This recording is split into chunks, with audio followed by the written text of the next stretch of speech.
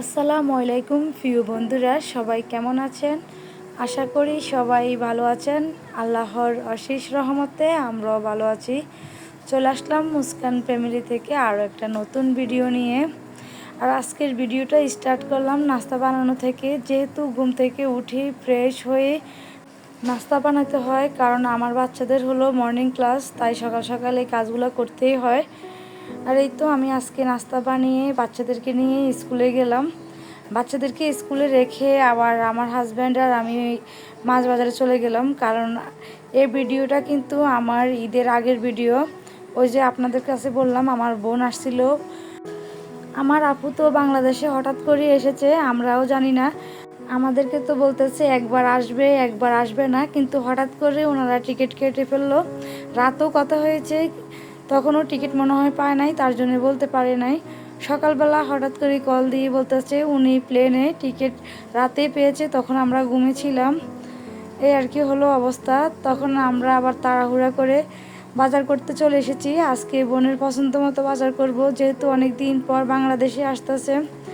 আর প্রবাসীরা কিন্তু বাংলাদেশের মাছটা খেতেই বেশি পছন্দ করে, তাই বোনের পছন্দ মতো যেই মাছ পছন্দ করে ওই মাছগুলোই নিয়ে নিচ্ছি। অনেকে কিন্তু মাছ বাজারে এসে ভিডিও করে না, আমি কিন্তু ভিডিও করি, কারণ আমি আমার হাজব্যান্ডের সাথেই তো আসি। আমার হাজব্যান্ডে কেনাকাটা করে, আমি শুধু জাস্ট ওনার সাথে হাঁটাচলা করি আর কি। তার জন্যে আমি ভিডিও করি, আমার কাছে ভালো লাগে, মাছ দেখতে ভালো লাগে। মাছ বাজারে বিভিন্ন রকমের দেশি মাছ, সব রকমের মাছই পাওয়া যায়, তার জন্যে আমি ভিডিও করি, আবার আপনাদের সাথে শেয়ার করে নিচ্ছি আর কি।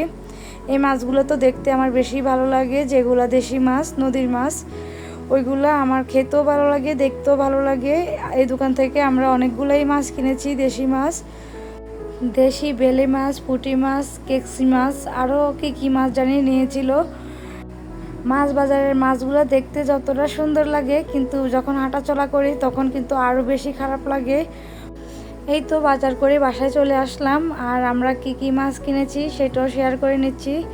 এখানে বেলে মাছ, কেসকি মাছ, পুঁটি মাছ, তারপরে গরুর মাংস, আর তার সাথে ছিল রুই মাছ আর কি, বড় রুই মাছ ছিল।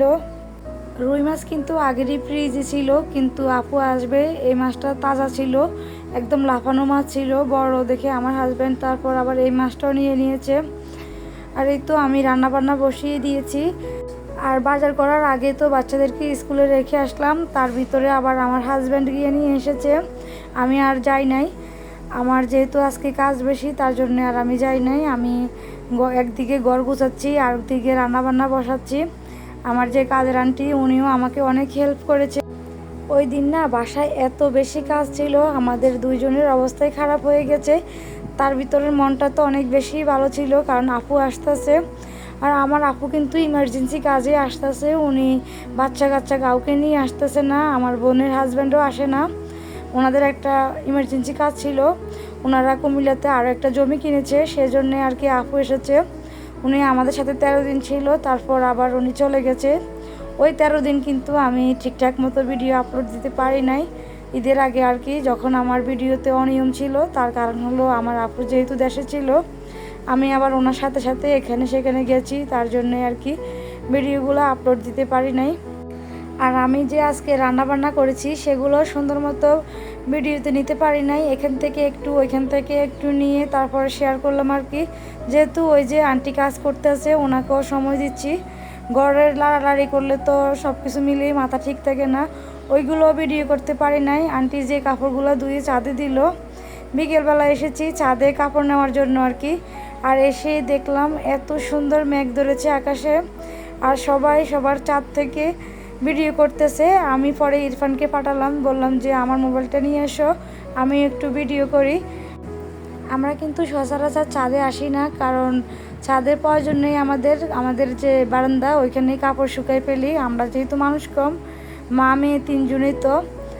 আর আজকে তো বেশি কাপড় ছিল, বেড কভার টভার সব কিছুই ধুয়ে দিয়েছে, তার জন্যে ছাদে আসতে হয়েছে আর কি। আর ছাদে এসে আমার এই সুন্দর মুহূর্তগুলো আবার আপনাদের সাথেও শেয়ার করে নিলাম। এত ভালো লাগছিল ওই দিনটা, বিশ্বাস করেন বলে বুঝাতে পারবো না। আর সবাই ছাদ থেকে এনজয় করতেছে, সেটা দেখে আমার আরও বেশি ভালো লেগেছে। আর আমার আপু তো দুপুরবেলায় এসেছে, আপু যেহেতু মহিলা মানুষ তাই আর ভিডিও করা হয় নাই। আর বলতেও ভুলে গেছি, যেহেতু অনেক দিন আগের ভিডিও, কোনখান থেকে কি বলবো আমি বুঝতে পারতেছি না। কথা কোন দিক থেকে শুরু করব, কোন দিক থেকে শেষ করব কিছুই মনে নাই, কারণ অনেক দিন আগের ভিডিও, তার জন্যই কিছু মনে নেই। আর এই যে আমার মা আমাদের বাড়ি থেকে যে আম কাঁঠাল অনেক কিছু এনেছে। এই তো এখানে আমার মেজু বোন আমাদের জন্য আম কেটে নিয়েছে, আর এখন আমরা সবাই মিলে গাছ পাকা আমগুলো খাবো আর কি। আমাদের গাছের আমের কালার দেখেই বুঝতে পারছেন আমটা খেতে কতটা স্বাদ হতে পারে। সত্যি আমটা অনেক মিষ্টি ছিল, একটু আঁশ ছিল আর কি আমের, কিন্তু তারপরও অনেক মিষ্টি ছিল। আর এই যে এখন আপনাদের সাথে যা কিছু শেয়ার করতেছি এগুলো হলো আমার আপুর গোল্ড। এখান থেকে কিছু অপ্রয়োজনীয় গয়না আপু বিক্রি করে ফেলবে, তার জন্যই সব কিছু বের করতে আছে আর কি।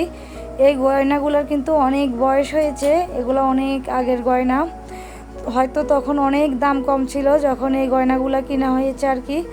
40-50 হাজার টাকা ভরি ছিল, এমনই হবে মনে হয়। বর্তমানে তো এই গয়নার এখন অনেক দাম। বর্তমানে ভরি তো, যখন আমার আপু কিছু গয়না বিক্রি করলো তখনও ভরি ছিল প্রায় 2,40,50 হাজার এমনই হবে। আর এখন আবার কিন্তু দাম একটু কমেছে, এখন তো 2,18,20 এমন মনে হয়, এমনই মনে হয় কমেছে। আমার আপুর ভাগ্য ভালো, কিছুদিন আগে যখন উনি দেশে এসেছিল তখনও দামটা ভালোই ছিল, ওই টাইমটাতে উনি পুরান কিছু গয়না বিক্রি করে দিয়েছে। ওনার আরও গয়না আছে, এখানে যা আছে তা আপনাদের সাথে শেয়ার করতে আসি। কাতারে উনি আরও গয়না রেখে এসেছে। বনে বনে যখন দেখা হয় কত গল্প, কত আড্ডা, সব কিছু মিলিয়ে অনেক ভালো লাগে। আর আমরা বোনেরা কিন্তু সবাই অনেক ফ্রি, আর সবাই অনেক মজা করি। এই তো আপু আসছে, আমার তো কোনো কাজই করতে ইচ্ছে করে না, আপুর সাথে বসে বসে গল্প করতে ইচ্ছে করে। আপুর আর আমার এই 13 দিনের মধ্যে অনেক সুন্দর সুন্দর মুহূর্ত ছিল। দেখা যায় আমি অনেক কিছুই ভিডিও করতে পারি নাই, কারণ বেশি ব্যস্ত ছিলাম। তার ভিতরে তো আমার বাচ্চাদের স্কুলও ছিল, দেখা যায় বাচ্চাদেরকে নিয়ে স্কুলে যেতে হতো, আবার আপুকেও সময় দিতে হতো, সংসারের কাজও করতে হতো। সব মিলিয়ে আমি একটু বেশি প্যারায় ছিলাম আর কি।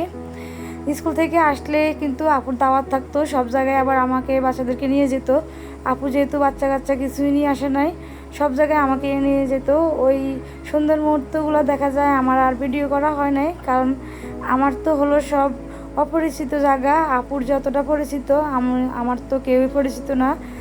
অপরিচিত জায়গায় গিয়ে আবার ভিডিও করা, সেটা আমার ভালো লাগে না, কারণ মানুষ কী থেকে কী মনে করে ফেলে।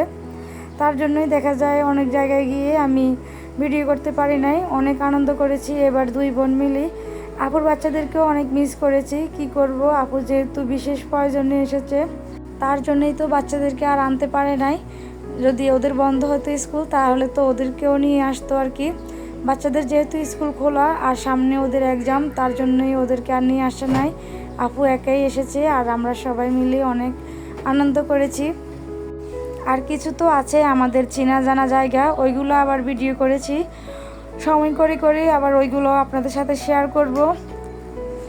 আমরা সবাই অনেক বেশি গোল্ড পছন্দ করি, জানি না কে কেমন, আমরা কিন্তু গোল্ডের প্রতি অনেক দুর্বল। আমি, আমার বোনেরা সবাই গোল্ডের প্রতি দুর্বল আর কি। অনেক সময় দেখা যায় গোল্ড যখন একটু পুরানো হয়ে যায় আবার এক্সচেঞ্জ করে ফেলি। আমার আপুর কিন্তু আগে আরও গোল্ড ছিল, উনি অনেক গোল্ডে সেল করেছে, যেগুলো ভালো লাগে না, ছিঁড়ে যায়, নষ্ট হয়ে যায়, সেগুলো উনি সেল করে দিয়েছে। আর এই তো এখানে তো আছে, আরও আছে ওনার গোল্ড। আমার মোবাইলের ক্যামেরাতে গোল্ডের কালার ওইরকম সুন্দর আসতেছে না, কিন্তু এগুলোর কালার দেখতেও সুন্দর ছিল। আমারও মোটামুটি গোল্ড আছে, কিন্তু আপনাদের সাথে ওইভাবে শেয়ার করা হয় নাই, এখনও শেয়ার করা হয় নাই, কারণ আমি যেহেতু দুই জায়গায় থাকি তাই ওইভাবে গোল্ড ইউজ করা হয় না, তার জন্যে আর শেয়ার করাটাও হয় না। কোথাও যদি একটু দাওয়াত পড়ে তাও একটু ফিঙ্গার রিংগুলো ইউজ করি। এই তো সকালবেলা নাস্তা রেডি করে নিলাম, আর দুই বোন মিলে নাস্তা করে নিলাম একসাথে। আমরা আবার একসাথে খাবার খেতে পছন্দ করি। আগে তো আমরা ছোট 3 বোন একই প্লেটে করে ভাত খেতাম, একজনে খাওয়া দিত আর বাকি দুজনে খেতাম আর কি। আর আজকেও অনেক দিন পরে একই প্লেটে করে দুই বোনে মিলে নাস্তা করলাম, অনেক মজা করে, খুবই ভালো লেগেছে, আর অনেক তৃপ্তি ফুরিয়ে খাবারটা খেয়েছি। সবাই আমার বোনের জন্য দোয়া করবেন। আজকের ভিডিওটা এই পর্যন্তই, সবাই ভালো থাকবেন, সবাইকে আল্লাহ হাফেজ।